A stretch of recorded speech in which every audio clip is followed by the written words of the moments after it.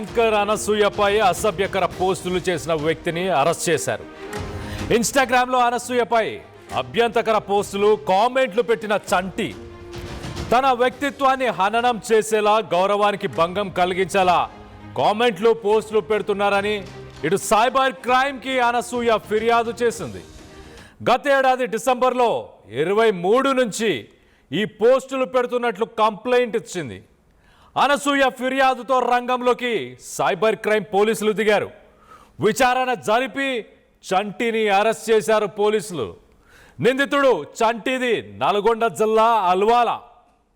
చంటి దూరపల్లి అనే ఒక అకౌంట్ ద్వారా ఇన్స్టాగ్రామ్లో అనసూయ పైన పోస్టులు పెట్టాడు. చంటిపై ప్రస్తుతానికి పలు సెక్షన్ల కింద కేసును నమోదు చేశారు. అనసూయపై అసభ్యకర పోస్టు పెట్టడంతో ఇటు మార్చిలో కూడా ఇద్దరిని పోలీసులు అరెస్ట్ చేశారు. ఇప్పటిదాకా అనసూయ మొత్తంగా 73 మంది పైన కేసులు పెట్టింది.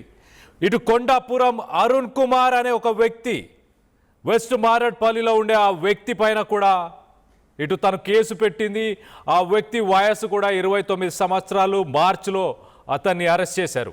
దాని తర్వాత జనార్దన్ అనే వ్యక్తి కడప నుంచి, తను కడప నివాసి కానీ ఇటు హైదరాబాద్లోనే ఈ మధ్య కాలంలో ఉంటున్నాడు.